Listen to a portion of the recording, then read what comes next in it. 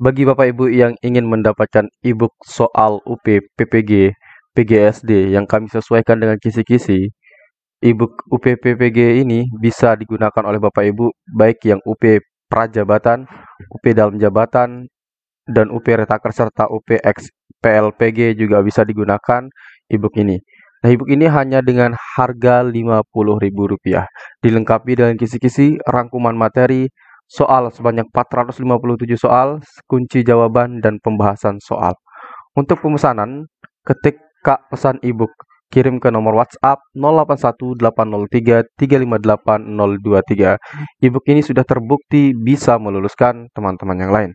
Kemudian, bagi Bapak Ibu yang berminat untuk mendapatkan tryout-nya, di sini ada tryout ya, ada 2 tryout yang kami berikan, yaitu tryout ini bisa digunakan sampai dengan tanggal 19 Desember, bisa digunakan beratus-ratus kali, bahkan ribuan kali. Yang penting Bapak Ibu sepuasnya digunakan. Kemudian bisa langsung untuk melihat nilainya. Nah, setelah tryout ini digunakan untuk menguji pengetahuan Bapak Ibu, bagaimana penguasaan Bapak Ibu terkait dengan soal-soal UP, PPG, PGSD.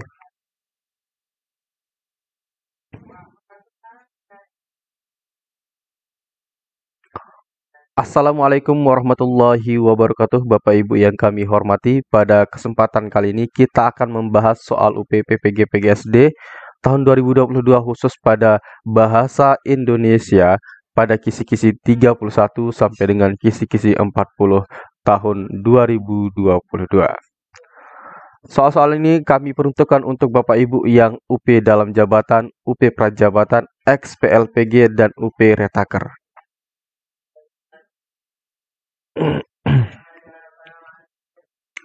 Baik, sekarang kita akan bahas pada kisi-kisi 36 Bapak Ibu, karena kemarin kita sudah bahas di video pertama dan video kedua, kita bahas pada kisi-kisi 31 sampai 35.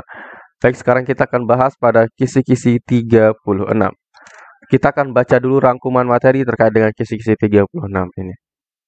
Teks non-fiksi merupakan teks berdasarkan fakta dan kenyataan yang ditulis berdasarkan kajian keilmuan dan atau pengalaman yang bersifat informatif. Secara umum, struktur teks non-fiksi terdiri dari bagian pendahuluan, bagian inti, dan bagian penutup. Teks non-fiksi berfungsi untuk eksplorasi, informasi, persuasi, perbandingan, juga mendeskripsikan suatu fakta-fakta keilmuan. Nah, jadi Bapak Ibu, teks non-fiksi itu bertujuan untuk menyajikan informasi, eksplorasi, persuasi. Persuasi itu artinya adalah mengajak gitu ya. Kemudian ada perbandingan, juga mendeskripsikan suatu fakta-fakta keilmuan. Bahasa yang digunakan dalam bahasa non-fiksi ialah menggunakan kata baku. Nah, saya tambahkan dengan garis bawah Bapak Ibu agar Bapak Ibu tetap ingat bahwa di dalam teks non-fiksi itu menggunakan bahasa yang baku Bapak Ibu, yang sesuai dengan standar penggunaan bahasa sesuai ejaan bahasa Indonesia, juga menggunakan kalimat efektif. Oke, saya tambahkan garis bawahnya itu kalimat efektif di sini, yang memenuhi unsur kelengkapan, kelogisan, kesepadanan, kesatuan, dan kehematan. Kata dan kalimat yang digunakan juga menggunakan makna yang lugas, tidak menggunakan makna kiasan, menimbulkan makna ganda. Saya tambahkan garis bawah di sini menggunakan makna yang lugas dan tidak menggunakan makna kiasan yang menimbulkan makna ganda. Baik, sekarang kita akan bahas mengenai jenis-jenis fiksinya. Kalau tadi kita sudah bahas tentang struktur teks non-fiksi, nah sekarang kita akan bahas mengenai jenis-jenis teks non-fiksi. Kemudian bagaimana penulisan teks non-fiksi juga kami sudah bahas di sini ya. Ini cara penulisan, kemudian struktur itu ada pendahuluan, bagian inti, dan bagian penutup. Baik, sekarang Bapak Ibu kita akan bahas mengenai teks esai.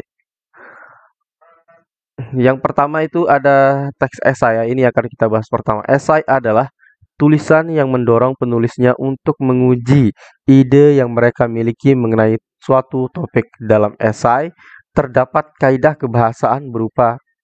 Nah, yang pertama, kata baku adalah kata-kata yang digunakan sesuai dengan kaidah ejaan bahasa Indonesia Kemudian yang kedua, kalimat efektif adalah kalimat yang memiliki kandungan informasi yang baik dan tepat.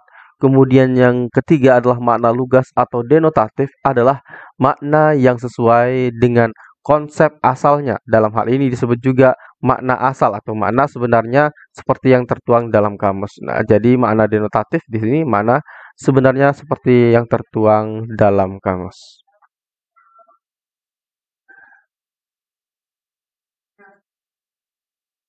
Baik, kita lanjut ke soal berikutnya, Bapak Ibu. Sebagai teks non-fiksi, esai memiliki beberapa fungsi yaitu eksploratif, persuasi, explain, compare, showing, describe. Eksploratif itu apa sebenarnya? Yaitu melakukan eksplorasi atas respon individu terhadap peristiwa, fenomena, ide atau gagasan tertentu. Kemudian yang kedua adalah persuasi, yaitu mengajak pembaca untuk meyakini opini penulis, serta mengajak pembaca untuk melakukan aksi atau tindakan tertentu. Kemudian ada explain, yaitu menjelaskan kepada pembaca tentang suatu hal, atau bagaimana melakukan suatu hal, atau bagaimana melakukan sesuatu itu bekerja. Kemudian ada compare, yaitu membandingkan dan mengontraskan dua atau lebih ide, peristiwa literatur atau hal lainnya. Kemudian berikutnya ada showing, yaitu menunjukkan tentang bagaimana sebab akibat yang ditimbulkan oleh suatu hal atau fenomena. Kemudian ada describe, yaitu mendeskripsikan suatu permasalahan dan menawarkan solusinya. Nah, itu terkait dengan teks fiksi, yaitu fungsinya. Sekarang kita akan bahas mengenai review buku, bab buku, ataupun artikel. Oke.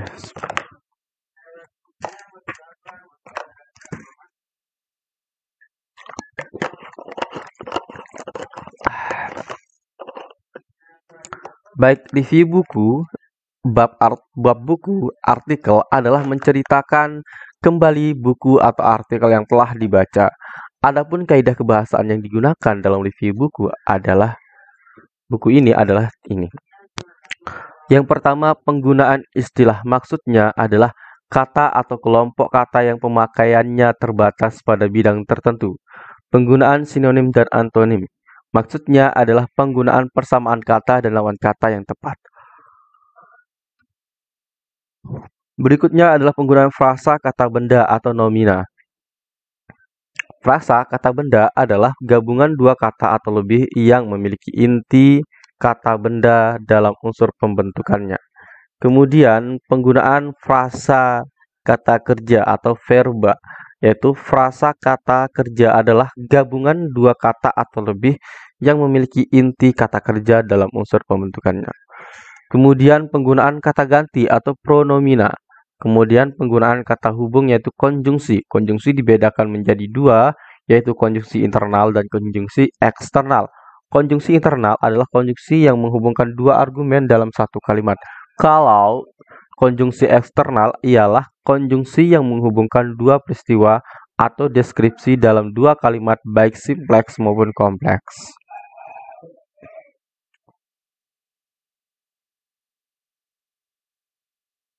Nah, berikutnya akan kita bahas tentang artikel dan teks faksi.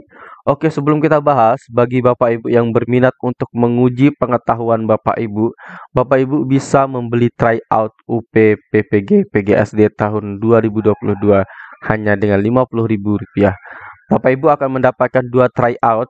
Keuntungan tryout dari kami adalah bisa digunakan kapanpun, kemudian bisa digunakan beratus-ratus kali bahkan ribuan kali, kemudian bisa Bapak Ibu melihat nilainya. Selain Bapak Ibu bisa melihat nilainya, Bapak Ibu juga bisa melihat di mana letak benar dan salahnya. Nah, dari letak benar dan salah Bapak Ibu, maka di sana Bapak Ibu bisa mengevaluasi kekurangan Bapak Ibu itu di mana. Nah, dari hasil evaluasi yang Bapak Ibu gunakan, diharapkan Bapak Ibu akan mendalami di kekurangannya itu. Baik, untuk pemesanan Bapak Ibu, chat saja langsung ke WA kami di 081803 358 023 dengan pesan tryout UPPGSD. Baik Bapak Ibu, kita akan bahas terkait dengan pembahasan pada artikel ilmiah dan teks faksi. Artikel ilmiah adalah bentuk tulisan yang memaparkan hasil penelitian yang telah dilakukan. Artikel ilmiah memiliki struktur umum berupa abstrak, pendahuluan, metode penelitian, temuan penelitian, pembahasan, kesimpulan, serta rekomendasi dan implikasi. Teks faksi. Teks faksi adalah teks yang ceritanya berbentuk kisah yang berbasis kejadian sebenarnya. Jenis teks faksi diantaranya adalah biografi, autobiografi, kisah nyata, ataupun disebut memoir, dan cerita-cerita dari kitab suci. Teks faksi disebut sebagai teks non-fiksi karena diambil dari cerita yang berdasarkan kenyataan dan pernah dialami oleh seorang tokoh yang diceritakan dalam teks tersebut. Nah, itu mengenai teks faksi. Jadi teks faksi itu ya terkait dengan bercerita tentang kejadian sebenarnya. Misalkan contoh dari teks faksi itu adalah biografi, autobiografi, kemudian kisah nyata, memoir ataupun cerita-cerita di dalam kitab suci.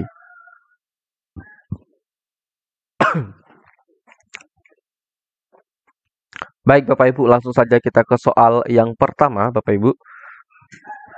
Ketika Bapak Ibu menemukan soal yang seperti ini yang sangat panjang sekali narasinya, maka Bapak Ibu langsung saja membaca pertanyaannya. Pertanyaan biasanya ada di atas pilihan jawaban ini. Baik, kita baca pertanyaannya Bapak Ibu. Penggalan teks di atas yang paling tepat termasuk ke dalam jenis teks titik-titik. Apakah biografi fiksi, B non-fiksi, C fiksi, D faksi, E hybrid. Baik Bapak Ibu, kita akan lihat dan kita akan analisis dulu narasi soalnya. Anies Baswedan lahir dengan nama lengkap Anies Rashid Baswedan. Ia dilahirkan pada tanggal 7 Mei 1969 di Kuningan, Provinsi Jawa Barat. Ia merupakan anak pertama dari Rashid Baswedan dan Aliyah Rashid. Anies Baswedan memulai pendidikan formalnya menjelang usia 5 tahun. Ia masuk ke sekolah TK Masjid Syuhada di Kota Baru, Yogyakarta. Kemudian memasuki usia 6 tahun, Anies bersekolah di SD Laboratori Yogyakarta. Tamat dari sana, Anies melanjutkan pendidikannya di SMP Negeri 5 Yogyakarta. Anies melanjutkan masa SMA-nya di SMAN 2 Yogyakarta. Anies kemudian melanjutkan kuliahnya di Universitas Gadjah Mada di Fakultas Ekonomi. Sewaktu menjadi mahasiswa UGM, Anies mendapatkan beasiswa Japan Airlines Foundation untuk mengikuti kuliah musim panas bidang Asian Studies di Universitas Sophia di Tokyo, Jepang. Nah, kalau kita lihat dari narasi soal ini menjelaskan tentang seorang tokoh yaitu tentang Anies Baswedan. Jadi dia mengisahkan seorang Anies Baswedan. Berarti teks ini terkait yang mana? Jawaban yang tepat adalah jawaban teks faksi Bapak Ibu. Karena teks faksi itu merupakan teks yang menceritakan suatu kisah yang nyata. Nah, contoh dari teks faksi itu ada biografi, kemudian autobiografi, kemudian ada dalam kitab suci Al-Qur'an, kitab suci ya, dalam kitab suci, kisah-kisah dalam kitab suci. Nah, itu merupakan contoh dari teks faksi Bapak Ibu. Di sini ada biografi, autobiografi, kitab suci. Nah, karena di teks ini merupakan menceritakan tentang orang, kisah orang itu Anies Baswedan, berarti ini termasuk pada autobiografi. Jadi, jawaban yang tepat di sini adalah jawaban D, Bapak Ibu. Nah, bagi Bapak Ibu yang berminat untuk mendapatkan e-book soal UPP PG PGSD, pesan saja langsung ke nomor WhatsApp kami 081803358023.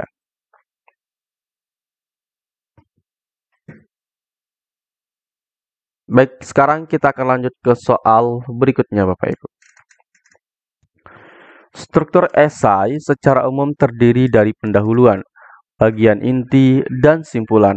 Dalam pemaparan bagian pendahuluan hendaknya menekankan agar menarik perhatian pembaca dan pentingnya topik tersebut dikaji. Pendahuluan esai yang disusun secara tepat ialah titik-titik. Apakah A. Berisikan latar belakang ia merupakan pemetaan logis dari topik yang hendak dibahas sesuai tujuan jenis esainya. Kemudian B. Menggambarkan latar belakang dan situasi terkini terkait topik tersebut dan disajikan dari penjelasan umum ke arah yang lebih sempit, menggambarkan keadaan faktual dan permasalahan yang diangkat. Kemudian yang C. Berisikan bagian pengembangan ide yang dimuat dalam tesis statement yang dikupas dan dikembangkan sesuai dengan jenis esai yang ditulis. Kemudian yang D. Menggambarkan latar belakang yang bersifat keadaan ideal, faktual, dan solusi atau permasalahan yang akan dipaparkan. Kemudian yang E. Menggambarkan latar belakang dan situasi terkini terkait topik yang disajikan dari penjelasan khusus ke penjelasan umum yang berisi keadaan faktual dan permasalahan yang diangkat. Nah, kalau kita lihat dari soalnya yang ditanyakan adalah pendahuluan esai yang disusun secara tepat. Nah, Bapak Ibu, di pendahuluan esai itu biasanya akan memunculkan pemaparan terkait dengan bagaimana menarik pembaca agar pembaca itu perhatiannya tetap membaca. Kemudian kenapa sih topik itu perlu dibahas? Nah, itu adalah pendahuluan di esai. Nah, manakah yang termasuk pendahuluan? Apakah yang A. Berisikan latar belakang yang merupakan pemetaan logis dari topik yang hendak dibahas sesuai tujuan jenis esainya. Yang A salah Bapak Ibu. Seharusnya di dalam pendahuluan itu, yang pertama itu adalah tentang latar belakang. Kenapa topik itu dibahas, kemudian selain itu latar belakang dan juga topiknya harus topik yang aktual ataupun yang terkini.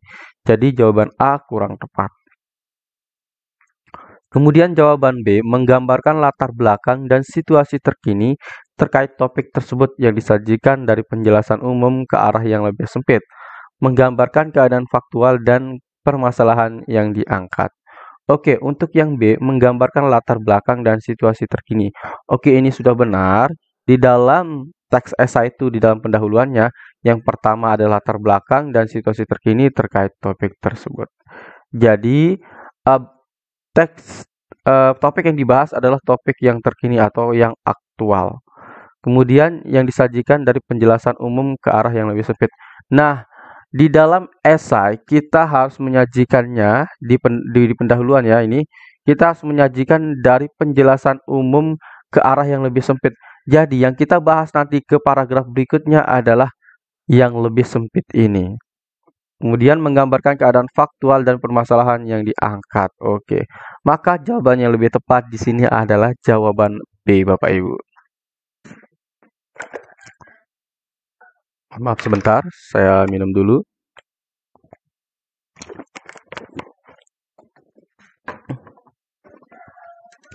Baik, kita lihat jawaban C. Kenapa jawaban C salah?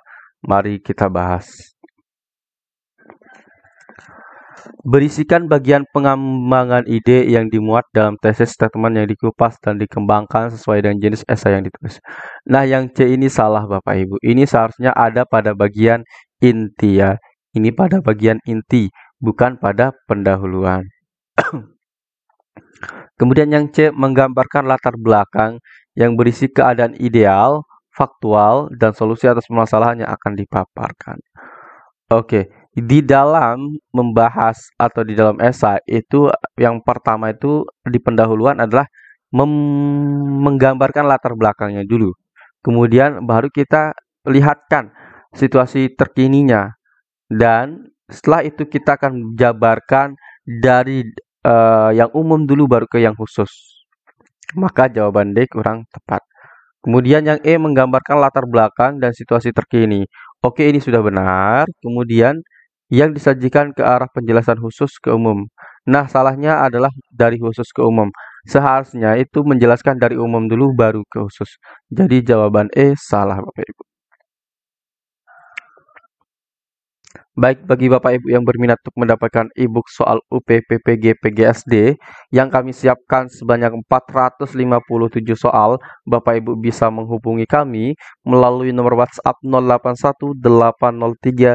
081803580223. Baik, kita lanjut Bapak Ibu ke soal berikutnya. Oke Bapak Ibu, sebelum kita ke soal berikutnya, sekarang kita akan bahas pada indikator 37.47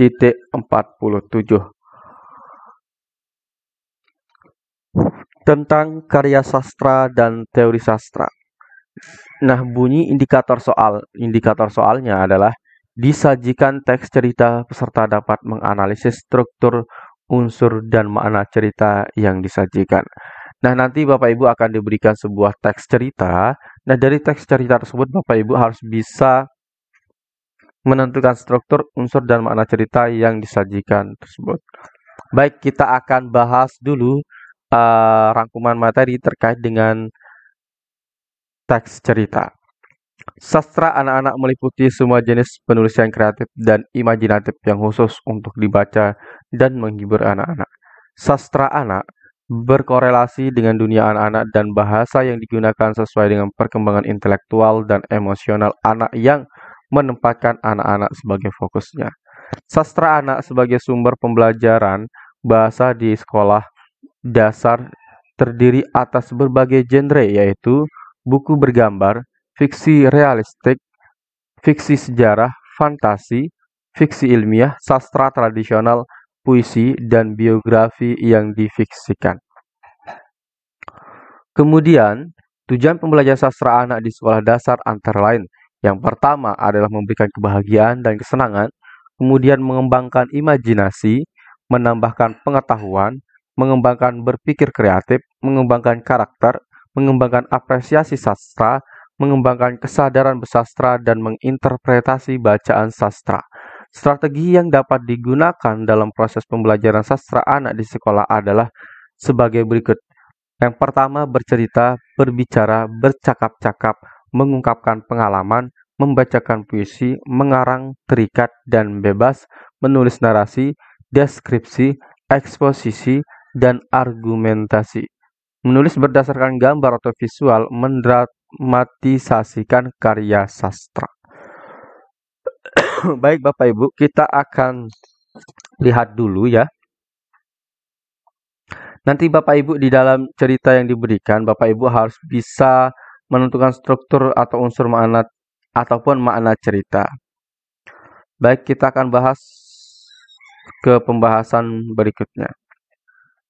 Nah, sekarang kita akan bahas mengenai struktur terkait dengan teks cerita ataupun teks puisi.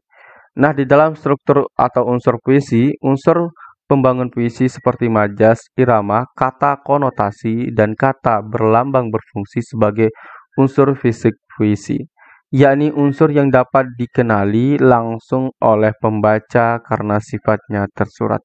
Di samping itu, ada juga unsur batin, yakni unsur yang tersembunyi di balik unsur-unsur fisik. Unsur batin puisi meliputi tema, amanat, perasaan penyair, dan nada atau sikap penyair terhadap pembaca. Tema adalah pokok persoalan yang akan diungkap oleh penyair. Tema bersifat dalam keseluruhan isi puisi. Kemudian amanat adalah pesan yang ingin disampaikan pengarang melalui puisi. Untuk mengetahui keseluruhan unsur batin puisi, pembaca harus mampu menerjemahkan kata-kata atau larik-larik puisi, kemudian menafsirkannya.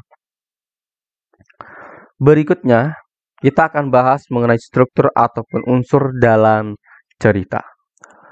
Unsur intrinsik adalah unsur pembangun dari dalam cerita. Unsur intrinsik adalah unsur penting yang tidak boleh dilewatkan dalam karya sastra. Komponen-komponennya terdiri dari tema, tokoh atau penokohan, kemudian alur cerita, latar, gaya bahasa, sudut pandang, dan amanat. Nah, jadi Bapak Ibu, di dalam struktur dan unsur cerita itu dibagi menjadi dua unsur, yaitu ada unsur intrinsik dan unsur ekstrinsik. Nah, di mana tadi kita sudah jelaskan terkait dengan unsur intrinsik adalah unsur yang penting di dalam sebuah cerita. Adapun unsur ekstrinsik itu terdiri dari tema, tokoh atau penokohan, kemudian alur cerita, latar, gaya bahasa, sudut pandang, dan amanat. Nah, penokohan tema itu adalah cerita yang akan diceritakan. Kemudian kalau tokoh itu terkait dengan penokohan. Nah, tokoh itu misalkan orang. Nah, di sini ya. Oke, penokohan kalau di dalam fabel itu hewan, kalau di dalam cerita biasa itu adalah manusia. Kemudian alur cerita. Nah, alur cerita itu misalkan ada alur maju, ada alur mundur. Kemudian ada latar. Latar ini bisa latar tempat ataupun latar waktu. Kemudian gaya bahasa. Nah, kalau di dalam struktur cerita atau teks non fiksi itu gaya bahasanya menggunakan bahasa kekinian. Kemudian sudut pandang. Nah, sudut pandang harus ada di sini. Ada sudut pandang orang pertama, ada sudut pandang orang kedua menjadi orang pertama, kemudian sudut pandang orang ketiga menjadi orang pertama. Dan adapun yaitu amanat. Amanat itu adalah hikmah yang bisa diambil atau pesan yang bisa diambil dari sebuah cerita. Berikutnya kita akan bahas juga dengan unsur ekstrinsik di dalam sebuah cerita. Unsur ekstrinsik adalah unsur yang berada di luar cerpen atau cerita pendek, meliputi norma yang berlaku di masyarakat untuk memenuhi hidupnya. Unsur ekstrinsik menjadi bagian penting dari pengarang dalam membuat suatu cerita. Adapun komponen unsur ekstrinsik cerpen adalah sebagai berikut. Yang pertama ada latar belakang masyarakat, kemudian latar belakang penulis, kemudian juga ada nilai-nilai. Nah, itu ialah yang terkait dengan unsur cerita ada dua, yaitu ekstrinsik dan intrinsik. Intinya di dalam intrinsik itu ada di dalam cerita ya. Kalau ekstrinsik itu tidak tertulis tetapi ada memiliki maksud ya di dalam cerita tersebut.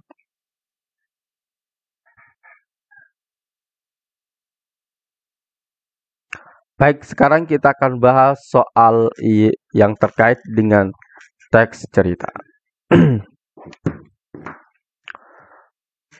Tema paragraf di atas adalah titik-titik. Apakah A. Kasih sayang antar teman, B. Persahabatan yang erat, C. Hubungan kekeluargaan, D. Kasih sayang seorang kakak. Baik, kita lihat Bapak Ibu, kita akan analisis soalnya ya. Namun sebelum kita analisis, saya ingatkan kembali bagi Bapak Ibu yang ingin menguji pengetahuan, Bapak Ibu bisa memiliki tryout UPPPG PGSD tahun 2022 ini. Kami akan berikan 2 tryout. Keuntungan dari tryout dari kami adalah bisa digunakan kapanpun sampai dengan tanggal 19 Desember. Kemudian Bapak Ibu bisa mengerjakan soal tryout ini sepuasnya Bapak Ibu ya, sepuas-puasnya digunakan. Bisa ratusan kali, bisa ribuan kali, yang penting sepuasnya Bapak Ibu. Kemudian yang ketiga, bisa langsung melihat nilainya. Untuk pemesanan Bapak Ibu bisa chat langsung ke WA 081803 358 pesan tryout UP PPG PGSD. Baik, kita akan analisis dulu soalnya ya. Sore yang cerah, Nirma dan adiknya bermain. Mereka bermain dengan rukun. Nirma selalu menjaga dengan baik adiknya. Apabila saat ibunya pergi, Nirma tidak pernah nakal terhadap adiknya. Nirma juga tidak pernah membuat adiknya menangis. Nah, dari kutipan cerita ini maka kita sudah bisa menentukan tema dari cerita ini. Apakah A. Kasih sayang, B. Persahabatan, C. Hubungan keluargaan, D. Kasih sayang seorang kakak. Jadi jawaban yang lebih tepat adalah kasih sayang seorang kakak. Nah, kasih sayang seorang kakak di sini terlihat melalui Nirma selalu menjaga dengan baik adiknya. Nah, di sini kan Nirma itu sebagai kakak di sini. Jadi, Nirma itu memberikan penjagaan yang baik kepada adiknya. Berarti ini terkait dengan kasih sayang. Kemudian Nirma tidak pernah nakal terhadap adiknya. Ini juga terkait dengan kasih sayang. Kemudian berikutnya, Nirma juga tidak pernah membuat adiknya menangis. Ini juga terkait dengan kasih sayang Nirma kepada adiknya.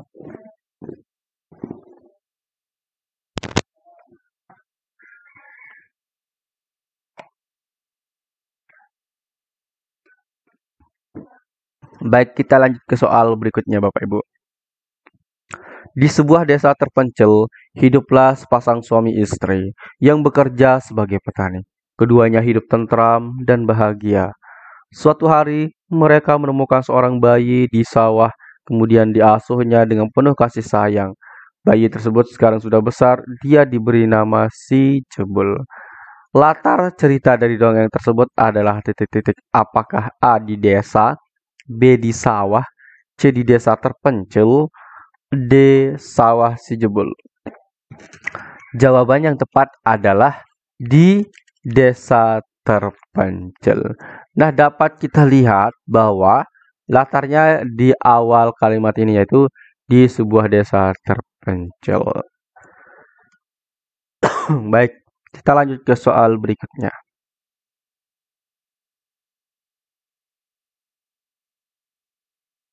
Oke. Setiap hari cakra upacara. Pagi itu dia tampak kebingungan. Dia mondar-mandir di dalam rumah mencari sesuatu. Dia ternyata mencari topi. Hari Senin kemarin dia menaruhnya di kursi tamu. Akan tetapi topi itu sudah tidak ada. Amanat yang dapat diambil dari cerita tersebut adalah titik-titik. Apakah A. Segera membeli yang baru apabila ada barang kita yang hilang. B. Bangun lebih pagi agar tidak terlambat mengikuti upacara. C. Menyuruh ibu menyiapkan segala keperluan sekolah. D. Kita tidak boleh sembarangan meletakkan barang-barang. Nah, jadi jawaban yang tepat di sini adalah jawaban D. Kita tidak boleh meletakkan barang sembarangan. Baik, dari mana kita dapat menentukan jawaban D itu yang tepat? Mari kita lihat di dalam soalnya. Nah, di sini kan diceritakan tentang seorang cakra, ya.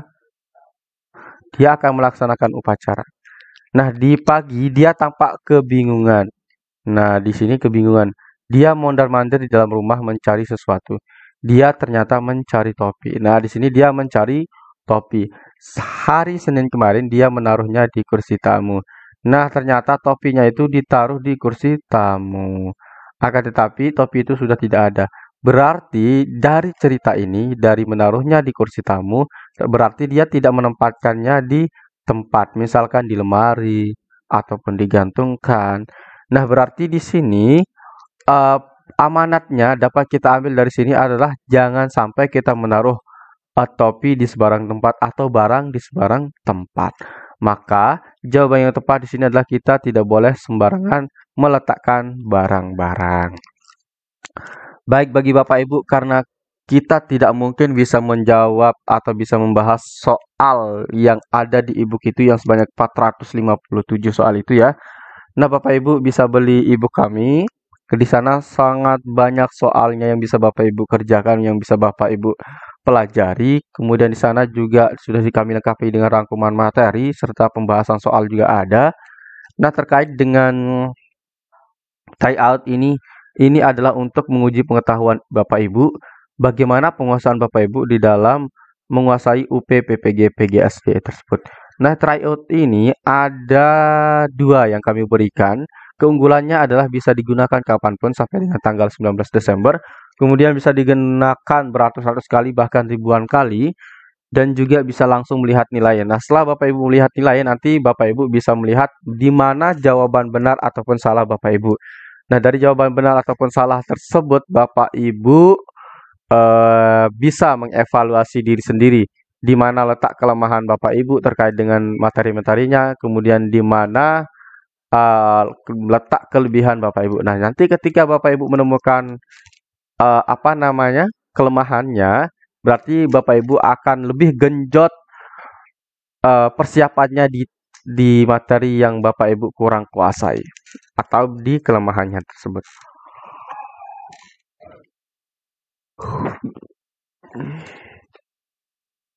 Oke, saya merekam ini di subuh-subuh ya Bapak Ibu. Aduh. Jadi masih agak perlu peregangan ya, jadi saya barusan meregangkan diri. Baik, sekarang kita langsung ke soal berikutnya Bapak Ibu.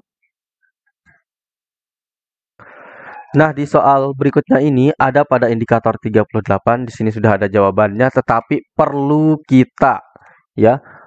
kita akan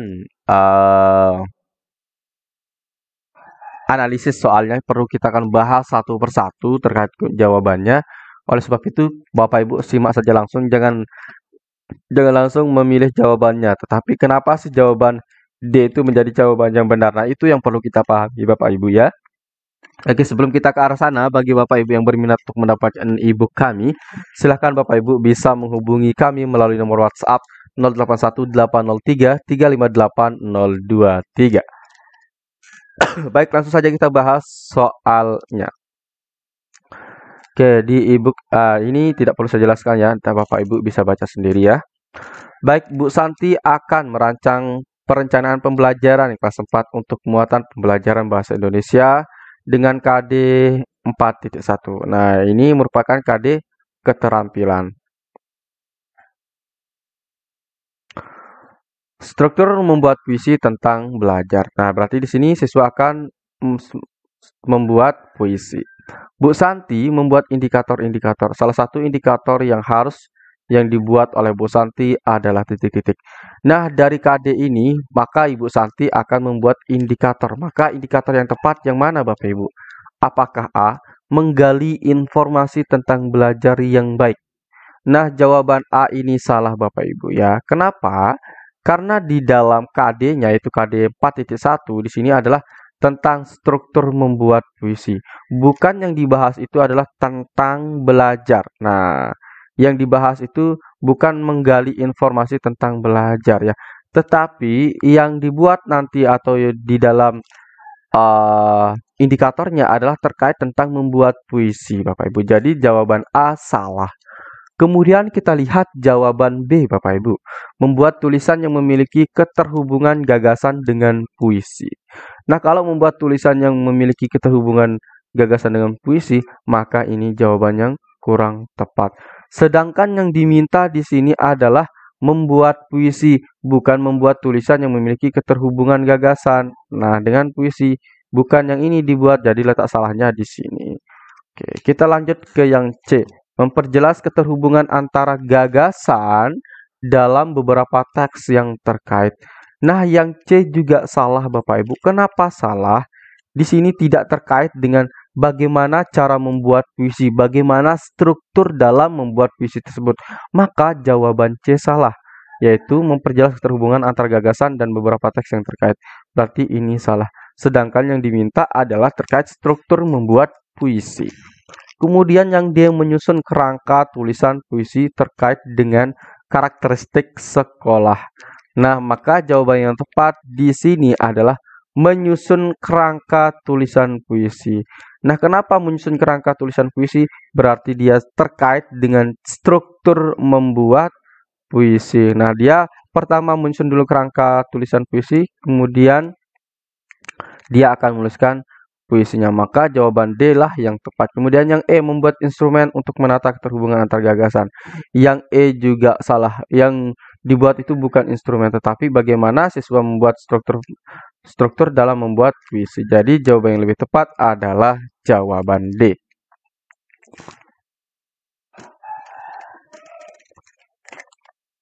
Baik, untuk soal yang ini silahkan Bapak Ibu jawab di kolom komentar ya.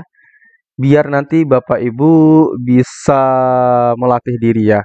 Oke, itu saja yang kita dapat sampaikan di dalam pembelajaran ini Bapak Ibu. Semoga bermanfaat. Sekian dan terima kasih. Assalamualaikum warahmatullahi wabarakatuh.